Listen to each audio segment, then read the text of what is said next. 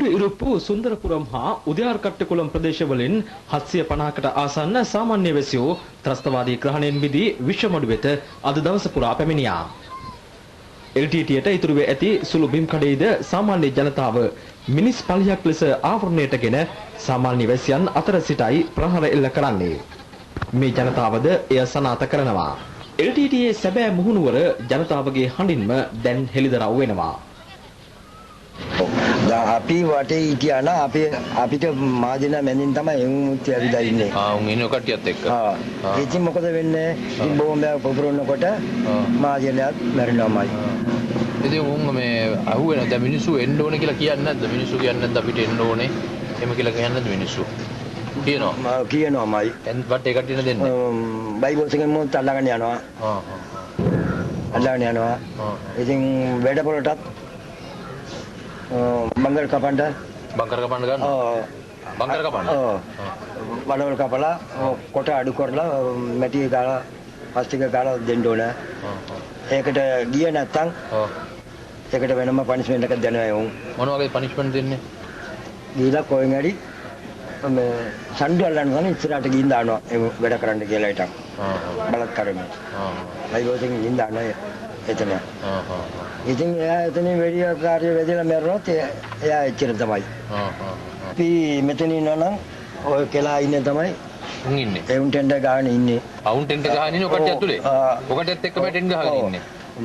ඉතින් වැඩිපුරම ඔතන ඉන්න කට්ටිය ටෙන්ඩර් එකේ ඉන්න කට්ටිය බෝම්බ දාන්නයි. ආමිට වෙඩි කියන කට්ටිය තමයි ඉතර තමයි ඔතන ඉන්නේ. අනිත් මිනිස්සු ඔක්කොම මහජනයාසේ. අනිත් කට්ටිය මහජනයත් එක්ක ඉන්නේ. දැන් ඔය AGM ඉන්නවනේ.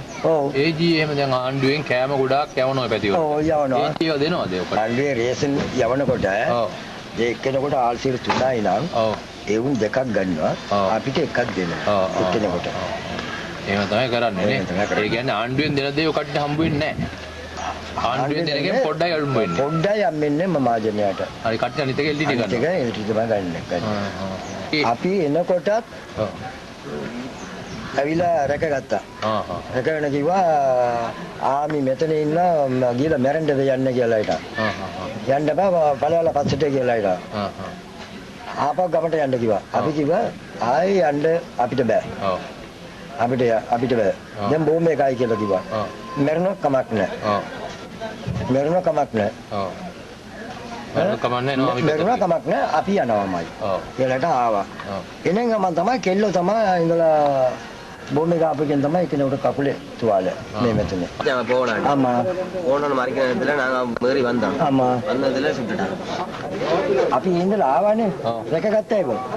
ඒත් මොනවා කරෝ කමක් නෑ අපි යන්නම ඕනේ කියලාට අපි ආවා. අපි එනකොට වෙඩි තියපේක තමයි. උන් එද්දි වෙඩි දීපා. බෝම්බ එක අපේකෙන් බෝම්බ එකෙන් කැල්ලක් තමයි. ආවිදාන කරලා තන්දේ. අපි මීන් පස්සේ. මීන් පස්සේ මේ පැත්තට යන්න කියලා කිව්වොත්. අපිට නිදාසක් කවදාද දෙන්නේ? ඒ දවසට අපි යන්න. එතකන් යන්න. එතකන් ආමියසෙම අපි ඉන්නේ. LTTE ග්‍රහණයේ පවතින ප්‍රදේශවල ජීවත් වූ මේ ජනතාවගේ ජීවිතය සහ නිදහස මුළුමනින්ම ත්‍රස්තවාදයට නතු වී තිබුණා. වන්නි මානුෂ්‍ය මෙහෙයුමේ අරමුණ වූයේ මේ ජනතාව ත්‍රස්තවාදයෙන් මුදාගෙන ඔවුන්ට නිදහස උදා කර දීමයි. වන්නි මෙහෙයුමේ අවසන් අදියරට මේ වන විට පැමිණෙමින් සිටියදී එම ත්‍රස්තවාදී ග්‍රහණයේ සිටි ජනතාව දිනපතා සිය දහස් ගණනින් රජයේ පාලන ප්‍රදේශ වෙත පැමිණෙමින් සිටිනවා.